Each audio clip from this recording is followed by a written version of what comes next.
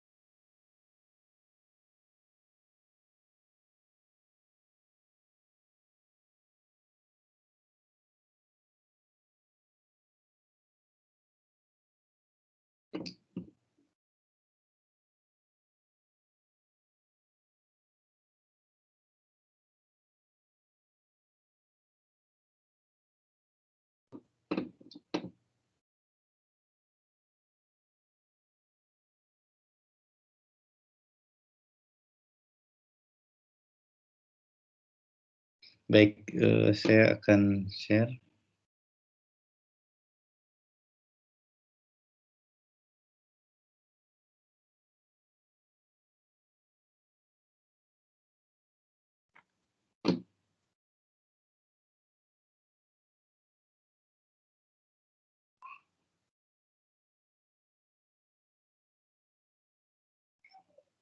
Ups, bentar, salah.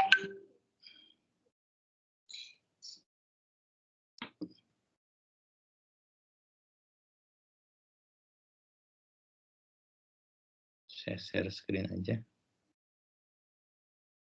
Ya. Ya. Baik, kita masuk ke materi ya.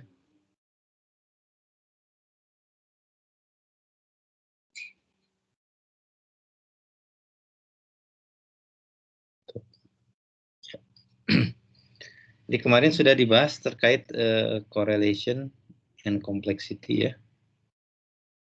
Jadi ada baiknya Anda baca materi awal ini. Anda bisa mulai dari pengantarnya ya, bahwa penekanan buku ini lebih ke konsep fisika statistik ya. Kemudian kita ambil deskripsi tersebut ke sistem keuangan. Kemudian terkait konsep scaling ya. Konsep scaling ini menjadi penting.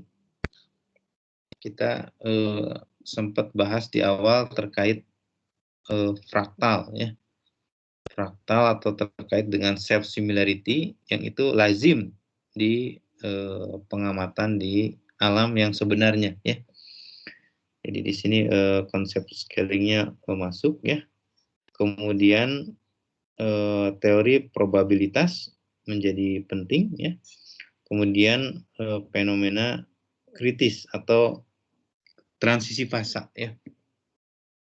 Jadi sistem kompleks itu ditandai dengan adanya transisi fasa. Sekali lagi, sistem kompleks itu bukan sesuatu yang jumlah besar dan sebagainya, tapi sistem yang adanya transisi fasa ya, ada perubahan, ada perilaku baru ya. Perilaku baru itu biasanya ditandai dengan transisi fasa ya. Kemudian fluida turbulence ya. Jadi saya pikir Anda sebetulnya sudah belajar ya. Pertama tentang fisika statistik udah belajar ya. Kita coba aplikasikan kemudian teori probabilitas atau Anda sudah belajar juga sedikit ya terkait teori probabilitas ini, kemudian fenomena kritis atau transisi fasa ya. Kemudian mekanika fluida udah belajar tapi di area turbulensnya ya. Kemudian model stokastik ya, Anda juga belajar di situ ya. Jadi kita coba aplikasikan apa yang sudah dipelajari tersebut di fenomena seperti ini ya. Kemarin saya sudah kirimkan link ya, link terkait dengan apa namanya, link terkait dengan paper saya ya. Di situ ada, atau saya kirim ulang di sini ya. Mungkin ada yang bisa baca-baca di sini ya. Atau download aja silahkan ya, atau bagikan ke siapa yang tertarik. Yang mana tadi? Ini ya.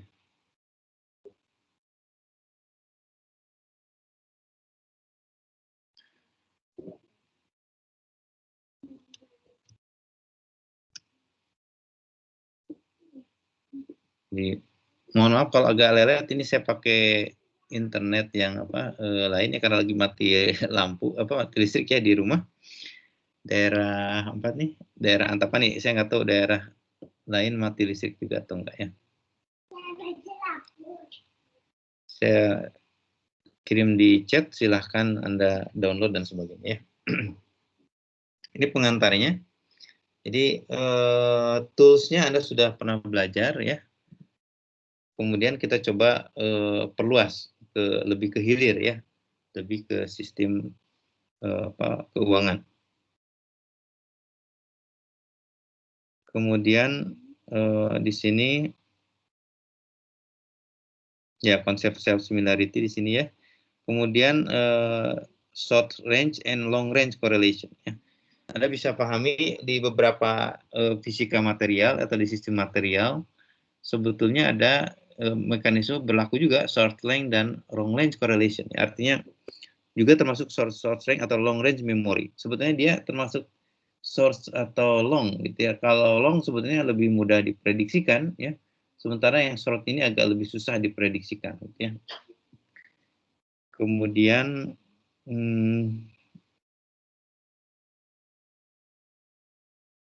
ya bagi Anda dari background-nya fisika, tentu ini semacam aplikasi ya, konsep fisika statistik kepada sistem ekonomi ya.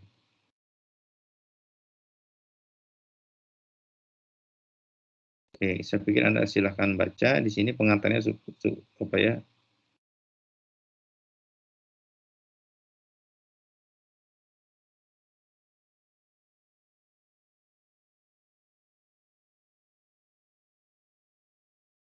Nah, kita masuk ke bab 1 ya. Tapi sekali lagi ada baiknya Anda kenal di hulunya, yaitu bahwa di ekonomi fisika ini memang hulunya di sistem kompleks ya. Jadi perhatikan baik-baik terkait sistem kompleks ini. Pertama itu, kedua kalau Anda sudah belajar sistem kompleks, dasar-dasarnya itu akan memudahkan memahami ekonomi fisika ini gitu ya. Karena kompleks sistemnya ada di hulunya, ekonomi fisika ada di hilirnya ya. Mau sosiofisika dan sebagainya ya, seperti yang paper ini tentang sosial physics, itu bagian aplikasinya. Ya, jadi tolong itunya juga dipahami. Saya pikir saya ada beberapa nulis di Kompasiana ya. Saya coba cek lagi. Ada nggak di sini? Mungkin Anda akan membantu ya.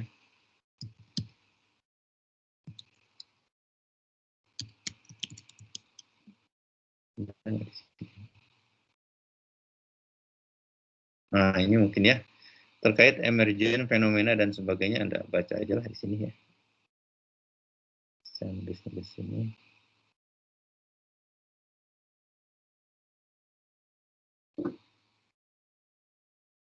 aja. Saya kirim-kirim.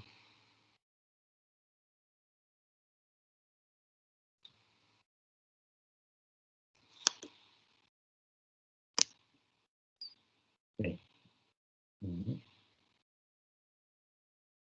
Enggak ada ya. Mudah-mudahan nyampe. Nah, itulah ya.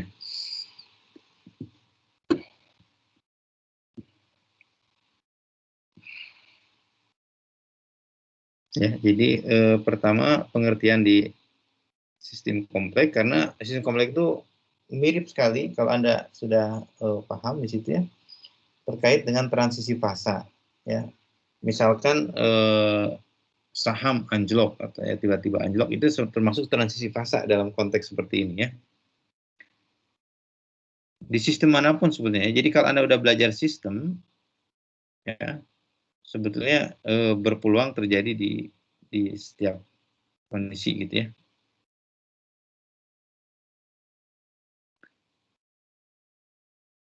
Nah, di sini di bab 1 pengantar ya. Di sini ada hal-hal yang menarik, kita coba highlight ya. Coba highlight, kalau bisa malah ada yang bersedia baca ini, sekalian bahasa Inggrisnya dicoba ya. Ada yang mau nyoba baca ini? Saya, Pak. Silakan. Since the 1970s, a series of significant changes has taken place in the world of finance. Punten, Pak. Siapa namanya? Siapa? Dipos Yosafat, Pak. Dipos ya, silakan. Satu paragraf aja. One key year was 1973 when currencies began to be traded in financial markets and their values determined by the foreign exchange market. A financial market, punten Pak, nggak kelihatan. Kenapa? Tadi itunya ke bawahan, Pak, PDF-nya. Udah dikembalikan rasanya. Kita lihat ya ini. A financial market active 24 hours a day all over the world. During that same year, Black and Scholes published the first paper that presented a rational option pricing formula. Oke, good. Pernah ikut IELTS atau TOEFL? Saya, Pak, belum, Pak. Oh, belum. Segera ya, jadi akan sangat menguntungkan nanti untuk lanjut studi. Boleh diterjemahkan ini? Di 1970, saya lagi, Pak, apa yang lain? Kenapa di pos? Saya lagi. Ini udah, saya nggak rubah-rubah kok ini. Oh ya, di 1970 ada perubahan yang besar yang terjadi di dunia finansial. Tepatnya pada 1973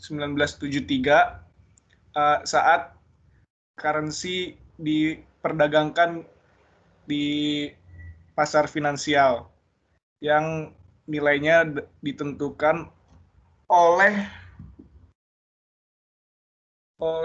pertukaran pasar asing yang pasar finansialnya aktif 24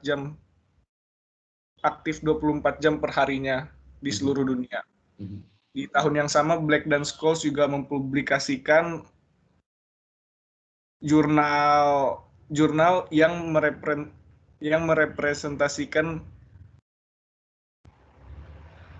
formula rasional dari harga apa ya? Option pricing. Ya, opsi ya. Baik ya, ini menarik ya motivasinya. Pertama ada unsur sejarahnya ya. Dimulai tahun 70-an ya, dan saat itu Black Scholes juga mempublikasikan paper pertama ini matematikawan dan fisikawan serta Merton, sebetulnya ada satu lagi ya, cuman keburu meninggal sepertinya. Jadi sebentar, dulu dari Mertonnya ya, jadi nggak sempat mungkin nanti di belakangnya ada ya. Ini paper yang sangat menarik dan berhadiah Nobel juga ya, berhadiah Nobel di ekonomi karena dia bisa menjelaskan proses yang terjadi di opsi di sini ya, kemudian bisa didekati oleh persamaan yang dia turunkan dari mekanika fluida sebetulnya ya. Kemudian suku kedua atau ketiga dari Fokker Planck dilibatkan. Kemudian untuk mendapatkan solusi analitik dia coba asumsikan salah satu sukunya dianggap sebagai random ya, nggak apa-apa dimasukkan dulu meskipun kenyataannya ada kelemahan, tapi pada saat itu sangat sukses untuk menjelaskan opsi Eropa ya, sehingga dia dapat Nobel di bidang ekonomi ya. Kayaknya bagus kalau dituliskan sedikit lagi nih ya. Bisa lanjut di post. Satu paragraf lagi Pak. Sebentar, kayaknya ini Anda bisa baca sendiri, mungkin menariknya di sini nih. Since the time the volume of foreign exchange trading has been yang di mana Pak yang dibaca? Sebentar. Kayaknya sebentar, ini lebih menarik tulisnya.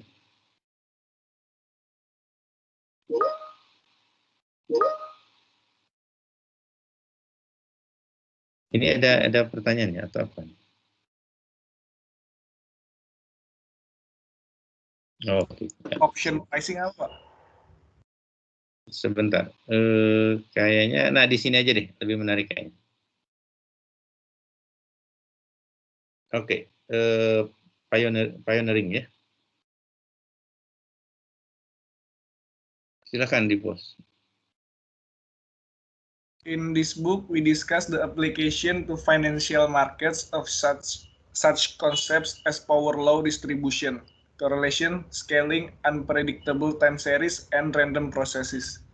During the past 30 years, physicists have achieved important results in the field of phase transitions, statistical mechanics, nonlinear dynamics, and disorder system. In these fields, power laws, scaling, and unpredictable stochastic or deterministic time series are present, and the current interpretation of the underlying physics is often obtained using these concepts. Oke, kira-kira apa nih? Bisa banget nih. Artinya apa ya? Coba. Nggak apa-apa. Terjemahan bebas aja, nggak apa-apa. Yang dari saya tangkap sih Pak, kayak 30 tahun. Nah, di awal dulu itu menarik sebenarnya itu. Di buku ini nanti bakalan apa yang kita akan bahas di sini. Pertama apa? Distribusi power law ya, atau hukum pangkat. Ini jadi menarik ya, karena kita sering sekali punya perumusan di alam itu kok ngikuti hukum pangkat ini. Coba perhatikan ya. Gaya gravitasi ya. Kita ingat rumusnya Anda tahu semua ya. G kali M1 M2 per R kuadrat. Itu hukum pangkat ya. Kenapa alam itu mengikuti hukum pangkat tuh? R kuadrat itu adalah rumus yang sangat kita banyak temui di mana-mana. Kedua, hukum Coulomb sama juga ya, hukum pangkat juga ya. 1 per R kuadrat ya. Kemudian ada berbagai macam hukum itu mengikuti hukum pangkat. Ya, distribusi hukum pangkat itu menjadi sangat lazim, dan itu ternyata ditemukan bukan hanya di alam natural science ya, di social science dan sebagainya. Nanti kelihatan tuh di bawahnya ketika Pareto berhasil menjelaskan terkait itu ya. Kemudian yang kedua korelasi ya, korelasi. Jadi ini kata-kata kuncinya, keywordnya tolong dipahami ya. Korelasi, karena kita akan masuk ke nanti ya RMT dan sebagainya, perumusan dari fisika nuklir kita bawa ke ranah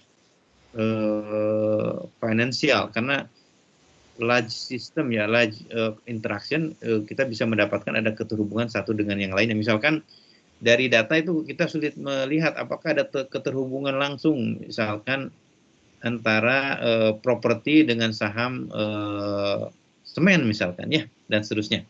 Ini sangat menarik, ada beberapa sektor kita bisa lihat sehingga Anda melihat jadi horizon yang lebih luas, berbagai sektor tuh saling terkait ya. Itu yang kemarin saya sempat bahas terkait dengan chaoticnya Lorentz ya, bahwa di di sistem yang terkapal atau sistem persamaan diferensial terkapal, Anda kalau ada statement diferensial maksudnya ada dinamika di situ ya, meskipun penyelesaiannya tidak mesti dengan persamaan diferensial, ada agent based system dan sebagainya bisa diselesaikan. Kemudian yang ketiga scaling ya. Scaling ini penting karena di sistem linear sebetulnya self similarity itu jarang kita temui. Tapi di alam itu Anda temui hampir di mana-mana. Kemarin ada saya lihatkan di alam itu kayak gambar pohon ya, gambar gunung, kemudian tentu apa namanya grafik yang di saham yang dimunculkan itu scaling self similar. Kalau Anda zoom itu mirip lagi kelakuannya gitu ya. Kemudian ini lazim. Jadi fraktal itu adalah bahasa universal ya. Multifraktal juga sama. Jadi kalau Anda belajar fraktal sebenarnya lagi belajar berbagai sistem yang hampir punya kemiripan yang sama ya. Itu dimunculkan baik geometrinya maupun propertiesnya ya. Jadi Anda nggak akan rugi belajar seperti ini ya. Kemudian unpredictable time series ya, dan random processes. Anda akan temui di kenyataan di alam itu banyak sekali sistem-sistem yang mengikuti proses seperti ini ya, stokastik dan sebagainya, sehingga Anda belajar sekaligus, hulunya dapat, hilirnya Anda kebayang dimanfaatkan seperti apa ya. Kemudian, nah baru kalimat yang kedua, silahkan di post. Dari kalimat yang kedua diceritakan kalau 30 tahun terakhir ini fisikawan udah mencapai hasil-hasil penting di bidang transisi fase, mekanika statistik mekanika, nonlinear dinamik, dan sistem disorder. Nah, di bidang ini di hukum gaya, scaling, dan unpredictable dan unpredictable time series dipresentasikan. Ribet Pak, kayaknya kalimat yang terakhir Pak. Kenapa? Kalimat yang terakhir agak susah diartikan. Agak susah ya, oke. Gimana? Di sebelah mana ininya?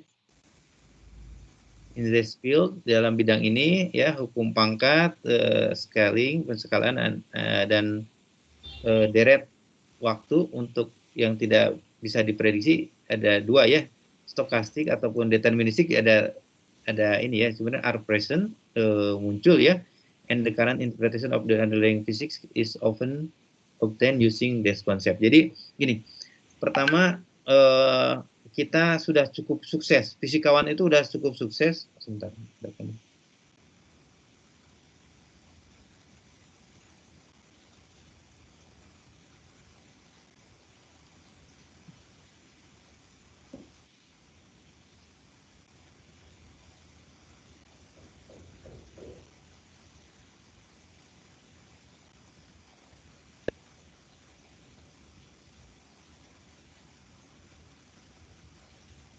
ya.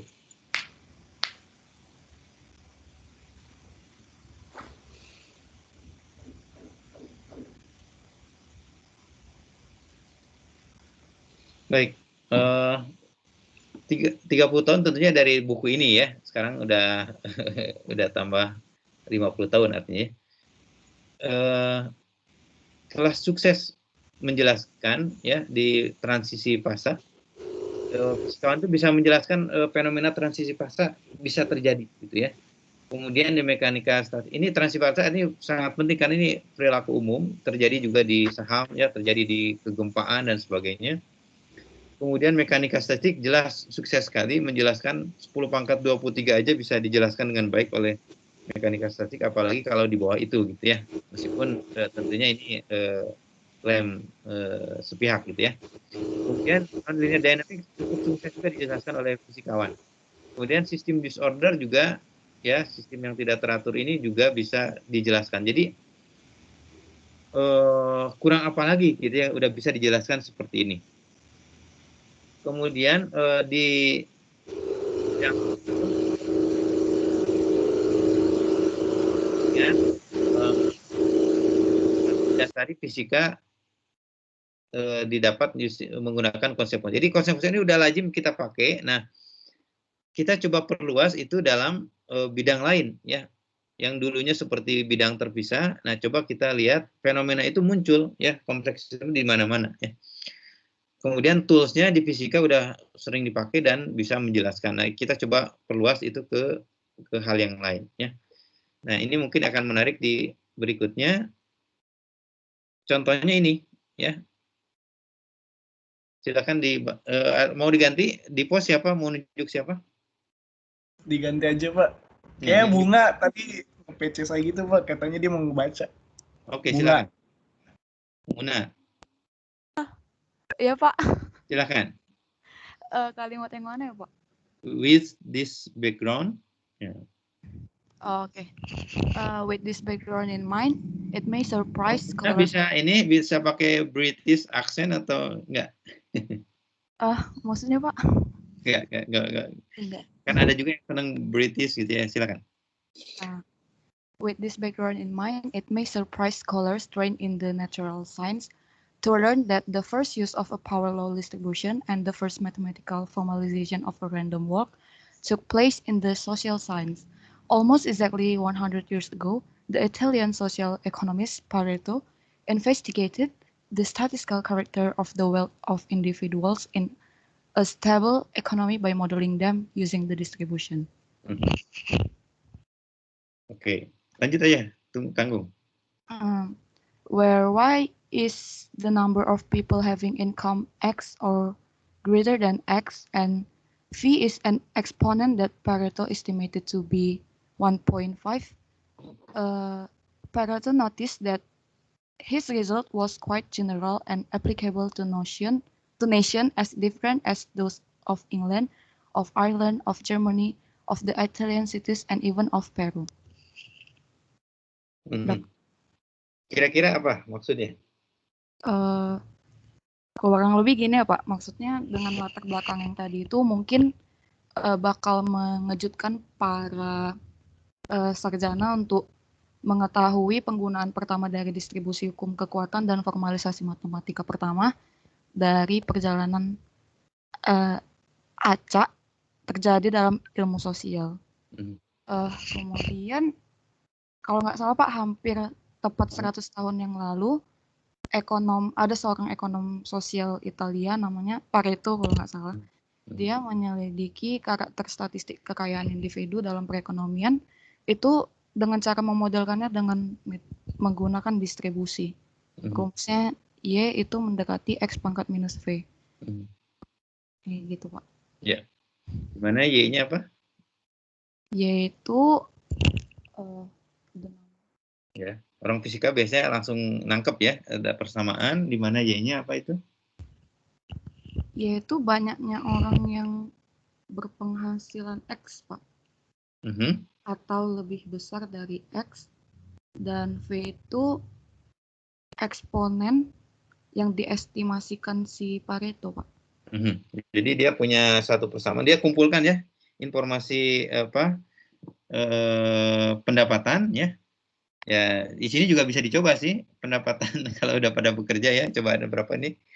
Ada berapa orang hari ini hadir berapa orang? Saya cek juga nih. Saya lihat ya. Cepet. Oke, 75 ya. 75. Ada yang sit in hari ini? Saya harus catat juga. Ada, Pak. Siapa? Berarti ya. Berarti aja. Saya, Pak. Siapa? Abdul Rahman. Ada lagi?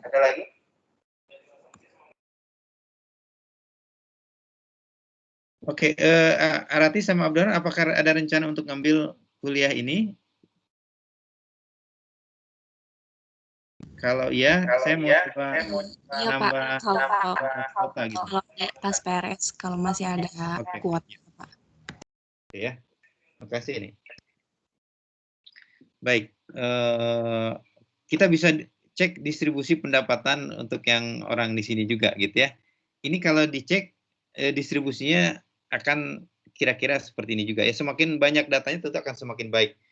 Dan Pareto melakukan ini ya, Y-nya itu adalah jumlah orang yang mempunyai pendapatan seperti ini. Kemudian yang menarik adalah ternyata V-nya itu adalah pangkat minus 1/1,5 ya, atau 3/2 atau 1,5. Sebenarnya ini kalau kita nanti perjelas dengan ilmu fraktal ya, ini menyatakan distribusi yang bukan random sebenarnya ini ya.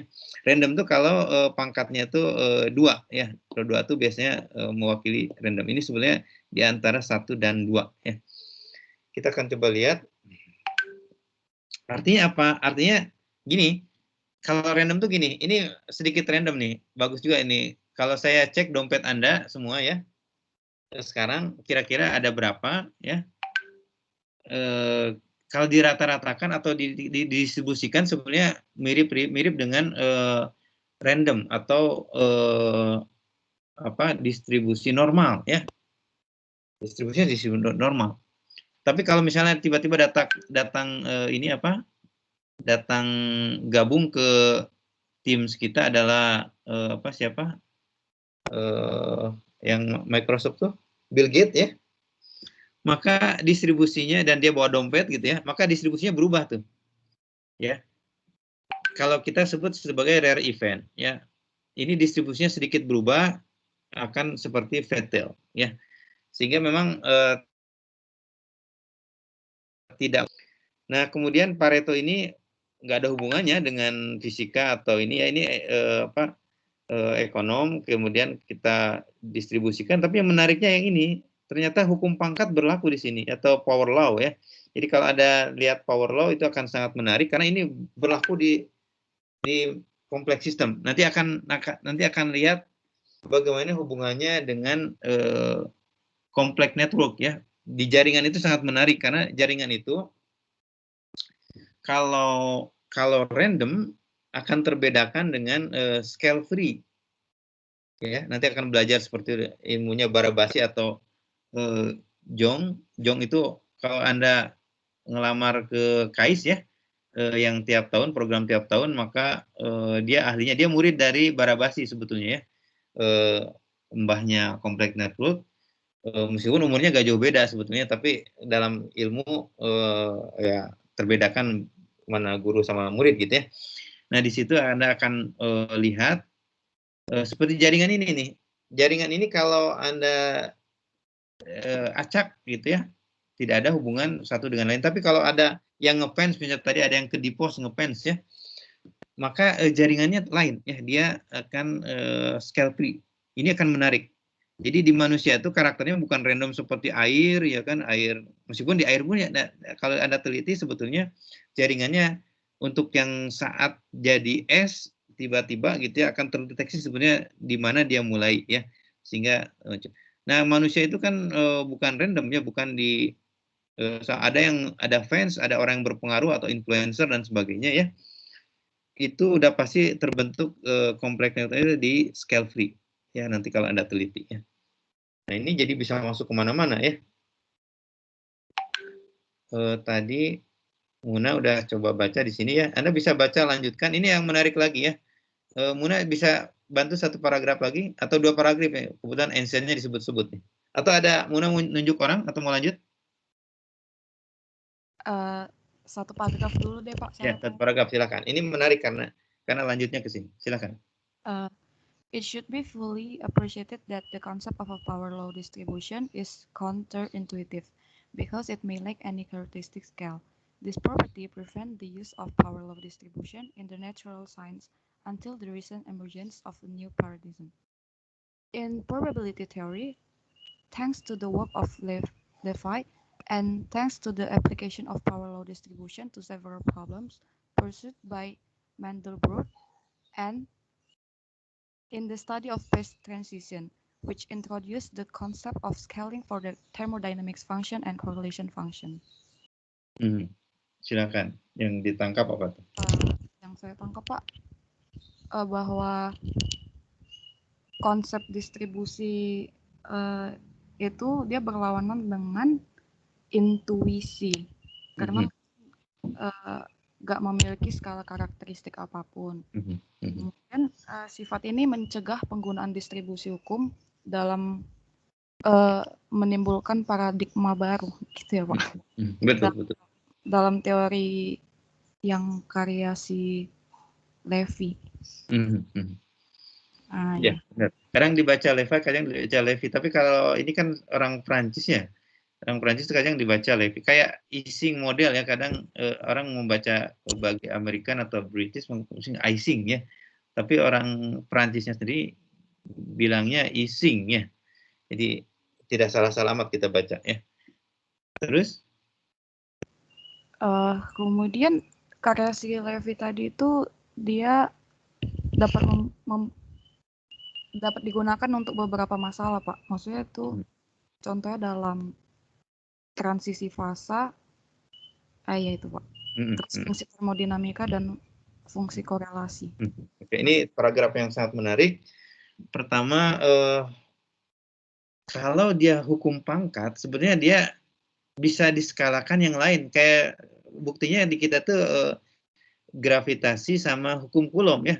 Sebenarnya kalau udah hukum pangkat ya sebenarnya dalam skala mikro interaksinya seperti itu ya. Dalam skala makro itu juga terjadi hukum pangkat tersebut ya. Jadi pertama kelebihannya kita bebas skala ya. Scale free ya. Kita sebut seperti itu. Jadi namanya self similarity itu kayak gitu tuh. Bebas skala mau di zooming berapa kali pun sebetulnya menunjukkan karakteristik bahwa ada suatu interaksi di situ ya. Kemudian yang kedua, ya ini paradigma baru karena menyangkut ke teori probability, terutama terkait Levy ya. Levy itu termasuk menarik karena dia yang terkenalnya adalah jam proses ya atau lompat ya atau kalau ini layar ya, oke. Di sini saya bisa kalau random atau ini ya sebentar. Kalau random kan bergerak-gerak ya tapi tidak ada lompatan sebetulnya random tuh ya. Brownian, coba Anda perhatikan Brownian kalau dilukiskan Anda bikin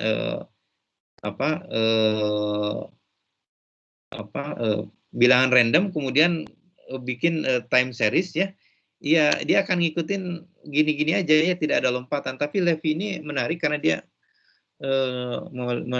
menawarkan atau mempropose ya dalam suatu dinamika itu ada lompat, ada melompat. Yang ini akan menjadi penting karena di pasar saham misalkan anjlok itu melompat. Di Brownian tuh nggak ada aturan melompat ya. Di distribusi normal tuh tidak ada lompatan-lompatan seperti itu ya. Jadi ini sangat penting untuk hukum distribusi ya. Kemudian akan terlihat, atau saya ini kan aja ya, saya gambarkan lagi sekedar mengingatkan ya.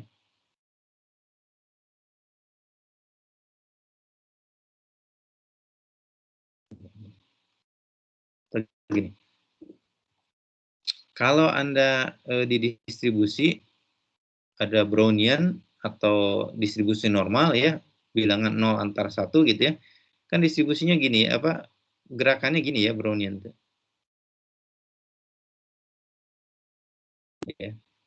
Ya mau melangkah tapi begini kan bentuknya ya, mau menanjak. Ini Brownian ya. Kalau di Levy itu memungkinkan dia melompat ya. Jumping. Nah, gini. Atau nah gini, ini anjlok. Anda perhatikan bagian ini. Yang kalau Anda distribusikan, Anda bikin ya di Excel atau apa ya, Anda coba bikin distribusi. Distribusi normal itu kan yang tadi ya, bentuknya kayak gini. Binomial ya. Statistik kayak gini ya. Nah, kalau yang hijau atau yang Levy itu isiannya fatal atau ekornya gemuk gitu ya. Karena terjadi ada kayak ginian ya. Jadi bentuknya kayak gini. Sorry, nggak gini-gini amat ya. ini bisa ngikutin tapi agak gini nih. Nah, ini yang kita sebut sebagai fade. Nah, gitu ya. Ini gara-gara kalau ada Bill Gates datang ke ruangan kita ya, ngerubah distribusi dompet kita ya. Jadi tidak random lagi gitu ya. Tidak cukup random lah ya. Nah, gitu ya. Kita coba lanjut. Kemudian Mandelbrot. Di situ ada Mandelbrot, ini orang Perancis juga, mbahnya fraktal ya. Mandelbrot.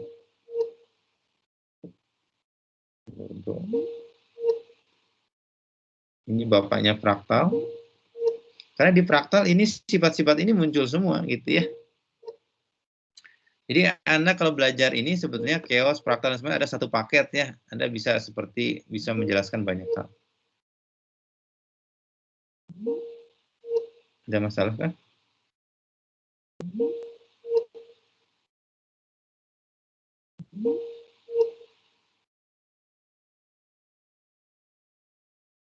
Oke, terputus tadi ya?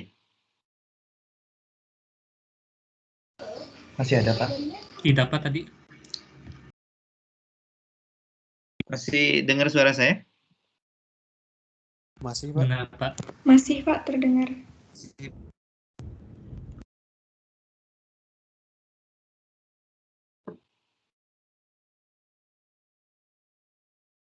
Ada yang bisa jawab? Masih terdengar suara saya? Masih, Terdengar, Pak. Masih, Masih Pak. terdengar, Ada Pak. masalah ya?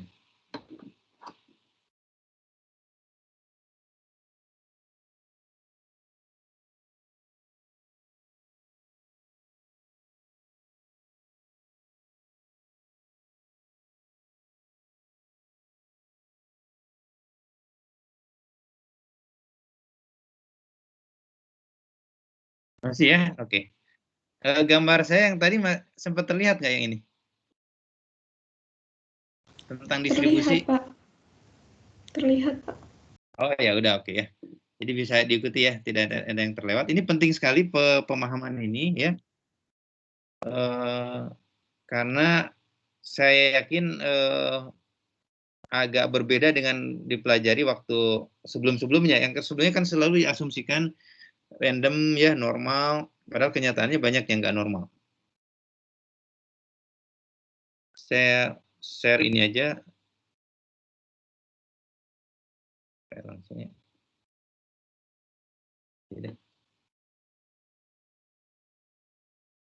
Ya. Jadi ekonomifisika tentu pertama kuatkan dulu teori sistem kompleksnya ya, karena itu hulunya, meskipun tidak wajib ya, tapi Anda akan banyak keuntungan ketika tahu permasalahan sistem kompleks. Kemudian ada perkakas numerik ya, ada fisika komputasi, ada data empiris, metodologi, dan kita dapat pendekatan ekonomifisika ya. Nah, berbagai metodologi, jadi sebetulnya metodologinya sangat banyak ya, kita tidak akan mempelajari semua, tapi paling tidak Anda tahu kulit-kulitnya gitu ya. Nah, nanti Anda bisa didalami ya, sebelah mana yang Anda sukai gitu ya, bisa dilaporkan sebagai kerja kelompok nanti ya, untuk yang RBL-nya diterapkan dalam 1-2 kasus ya. Oh, saya lupa ya untuk memberikan link Dow Jones kita ya. Nggak apa, nanti minggu ketiga masih bisa lah ya. Kemudian di situ ada analisis multifraktal ya, ada Hurst eksponen. Jadi Anda ketika melihat sebuah time series ya, Anda cek dulu ini time series kelakuannya gimana gitu ya. Seperti Anda mau mendekati seseorang kan tentu harus tahu dulu ya background-nya, sehingga apa yang Anda omongkan itu masih nyambung gitu ya. Ini juga sama. Ini karakteristiknya bisa kelihatan di eksponen Hurst ya. Jika sangat random sekali, sebenarnya sia-sia kita untuk melakukan prediksi ya. Ya seperti Anda lempar dadu aja, ya mau prediksi gimana juga sulit, karena itu Markov change ya, dinamika Markov ya, dalam artian sebelum dan sesudahnya tidak ada hubungan gitu ya. Mau lemparnya sebelum dan tidak ada hubungan ya. Jadi yang kayak gitu sebenarnya sia-sia kita mau melakukan forecasting atau prediction ya. Nah, tapi di bawah itu dinamika itu kan seperti saya pernah contohkan, Anda ada kalanya berlari, berjalan, ya tidak selamanya hujan, ya ada pelangi muncul gitu ya. Nah, tapi pendeteksi pelangi itu kan ada sesuatu kegiatan sebelumnya ya. Nah di sini di Hertz eksponen menjadi penting untuk karakteristik awal ya. Kemudian ada chaos dan linear dynamic. Anda akan punya kelebihan melihat suatu persoalan di financial market ya atau di financial system jika Anda tahu tentang nonlinear dynamic dan chaos ya. Bagaimana mengecek eksponen Lyapunov, bagaimana mendapatkan angkanya, kemudian apakah ada atraktor ya. Jadi seperti tadi gambar tadi ya. Atraktornya kalau ini cuma satu ya nonlinear. Apalagi kalau Anda menjatuhkan sesuatu uang ke bawah gitu, jatuh ke bawah itu artinya atraktornya satu, nggak banyak ya. Tapi di sistem kompleks itu atraktornya tidak mesti satu, dia bisa pindah ke lain sistem seperti gambar Lorentz ya, itu seperti mirip gambar kupu-kupu ya, satu atraktor di tempat yang di kiri berikutnya bisa pindah tiba-tiba ke kanan gitu ya. Kemudian ada renormalization group method ya. Anda tidak usah dipusingkan dengan ini ya, karena tidak akan bahas semua, tapi paling tidak Anda tahu ini tuh di bagian mana ya. Anda bisa menyusun ulang di bagian mana saja ya. Kemudian penggunaan artificial neural network ya atau bagian dari AI atau deep learning dan sebagainya untuk clusterization atau forecasting. Nanti juga kita akan bahas ini ya. Anda bisa manfaatkan untuk tugas RBL-nya, bagaimana memanfaatkan neural network ya atau AI untuk di ekonomifisika ya, di big data sama data miningnya. Jadi saya akan tidak akan mendalam di bagian ininya, tapi bisa dipakai gitu ya untuk Anda untuk bisa menganalisis. Kemudian stochastic processes ya. Jadi ini juga penting. Selama ini kan kita memahami deterministik karena memang berkelakuan baik ya, bisa kita prediksikan ya. Kenyataannya kan kalau dicampur sinyal tuh berjalan stokastik ya. Itu proses stabilisasi. Ini yang waktu Black-Scholes menurunkan opsinya untuk dapat Nobel ya. Satu suku tidak bisa diselesaikan tapi bisa diasumsikan supaya dapat solusi analitisnya gitu ya, dengan asumsi itu prosesis tersebut ya. Kalau ada yang tidak nyambung kata-katanya nggak apa-apa diserap dulu aja ya, meskipun belum tahu misalkan nggak apa-apa. Kemudian ya itu ya, apa hubungannya pasar saham dan sistem kompleks? Pertama jelas open system ya. Kemudian yang kedua multi agent ya. Kemudian yang ketiga adaptive and self organizing. Kemudian scale invariant ya. Jadi ada kemiripan. Jadi tidak rugi Anda belajar hulunya karena pemanfaatnya bisa terjadi di sosiofisika ya, ekonomifisika atau urban physics dan sebagainya. Kemudian ya bagaimana menjadi landasan ya Black-Scholes-Merton ini.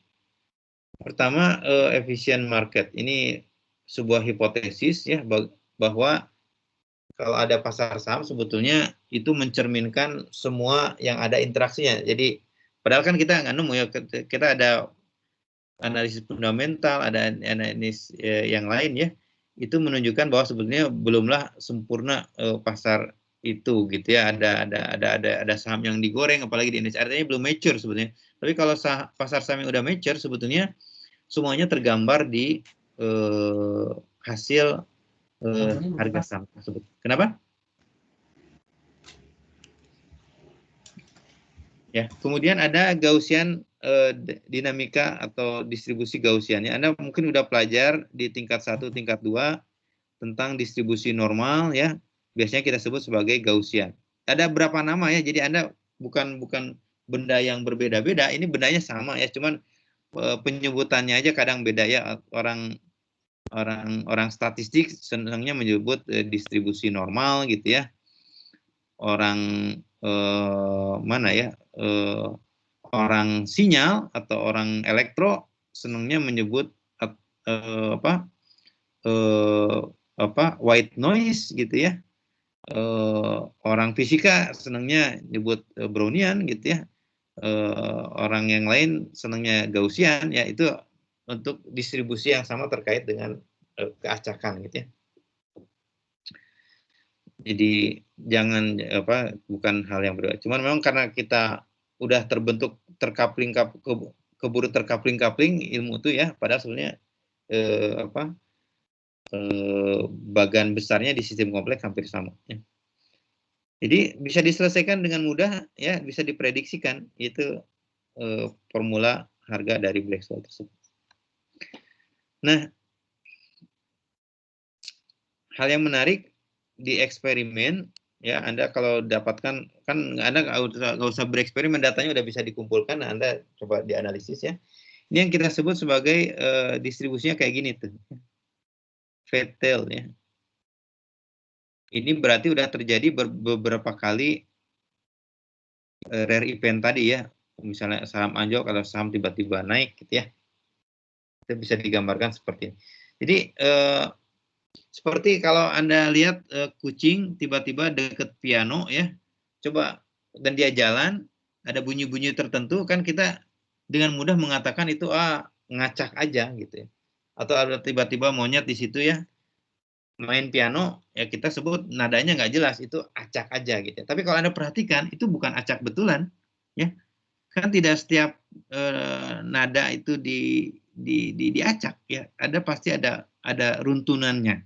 Ya, tidak antara ada derajat keacakan lah gitu. Meskipun tidak tepat juga saya mengatakan derajat keacakan gitu ya. Tapi pink noise itu menyatakan memang tidak seluruhnya acak gitu ya. Ini kalau Anda perhatikan,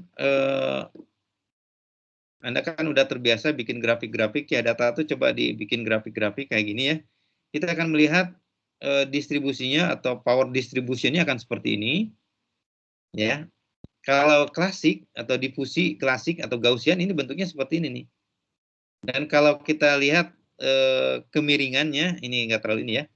Betanya itu Anda perhatikan ya, untuk yang di eksperimen harganya bisa 3,4, kalau yang Gaussian itu harganya 2. Ya, jadi kalau Anda mendekati 2 sebenarnya udah sangat acak sekali ya. Dan sulit diprediksi sebetulnya. Tapi kalau di antara 1 dan 2 kayak tadi ya, Pareto itu di 1,5 itu ya. Ada harapan sebenarnya untuk diprediksi karena itu ada sinyal campuran ya, sinyal campuran antara Brownian dengan atau Levy lah, mungkin lebih tepat Levy ya. Distribusinya kayak gitu tuh, ada lompat-lompat, ada turun-turun gitu ya. Tiba-tiba lompat, ada tiba-tiba turun. Ya, ini termasuk kalau dimensi fraktal ini udah otomatis angka fraktalnya di 3,4 ya. Kalau belum nyambung atau masih loading nggak apa-apa, Anda tidak mesti dalam satu pertemuan bisa menyerap semua gitu ya. Tapi ada juga yang cepat, silahkan, ya, ada masalah ya, coba. Jadi fisika dan keuangan adalah pasangan serasi ya. Pertama, kompleksiti muncul karena interaksi gerak oscilasi. Jadi ini sosial atom lah istilahnya. Fisika statistik, kooperatif fenomena, dan seterusnya ya.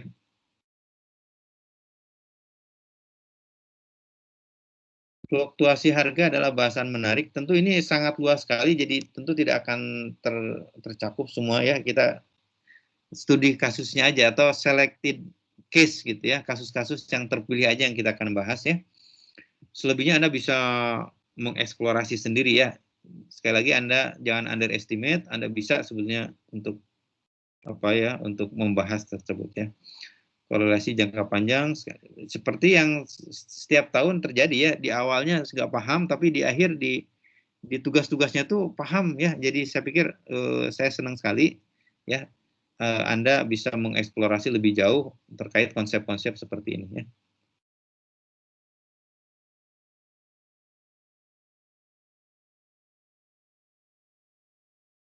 Ya, nanti kita bahas tools-nya atau teknik-tekniknya ya, bagaimana atau instrumen apa yang bisa menjelaskan lebih jauh terkait ini. Ya, kompleksitasnya itu muncul dari interaksi. Memang interaksinya heterogen ya. Nanti ada hubungan keteraturan dan ketidakteraturan ya, disorder atau order or disorder gitu ya. Kooperatif dan kompetisi proses stokastik dan gerak acak, fisika statistik, fenomena kooperatif. Nah ini ya, salah satu yang menarik adalah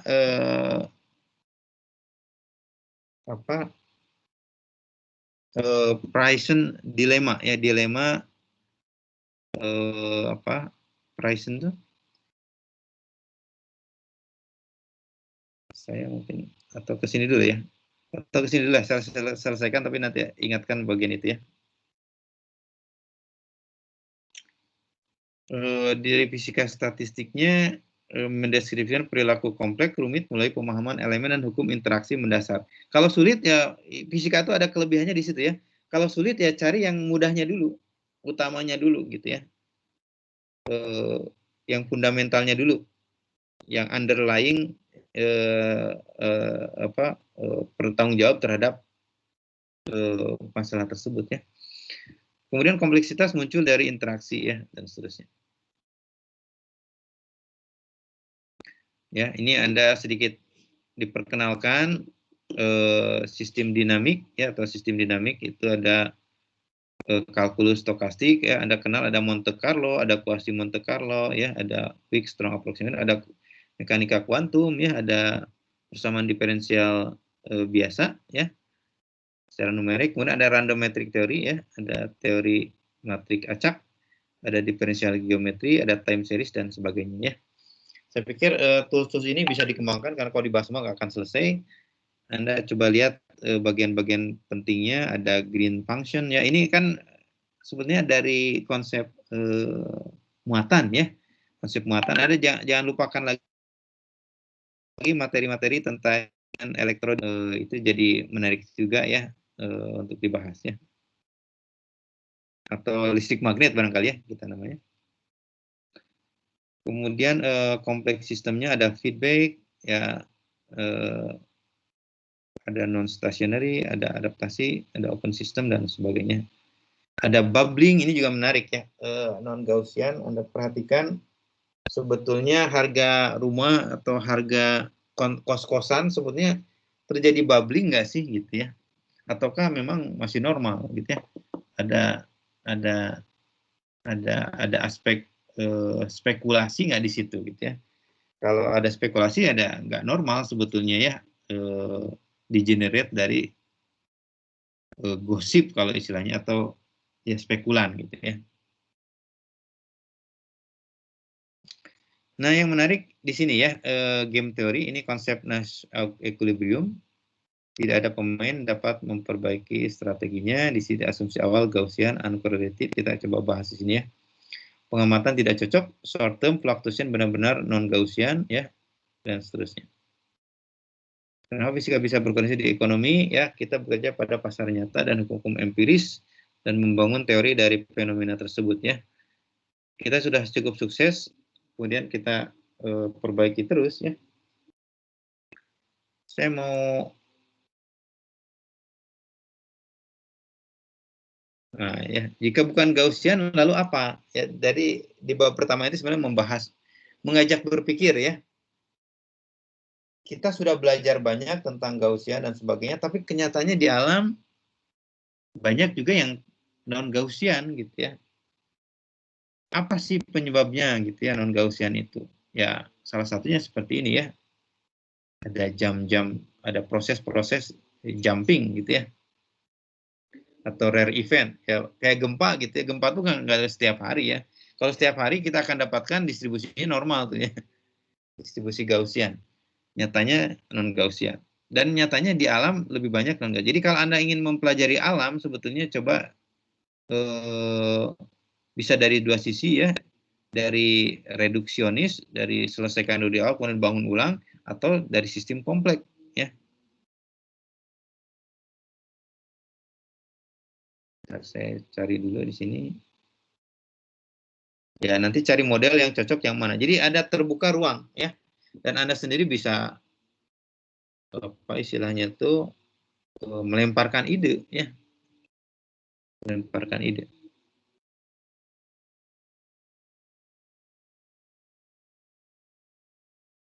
Ini penurunan black hole ada baiknya juga ya, meskipun tidak saya wajibkan, Anda harus tahu ya bagaimana black hole itu diturunkan ya.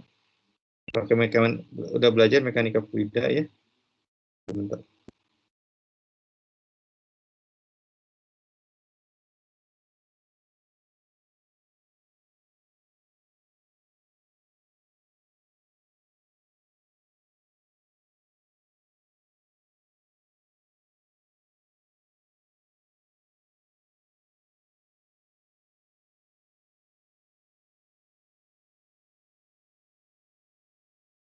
Oke, saya break dulu ya. Ada dulu sebentar.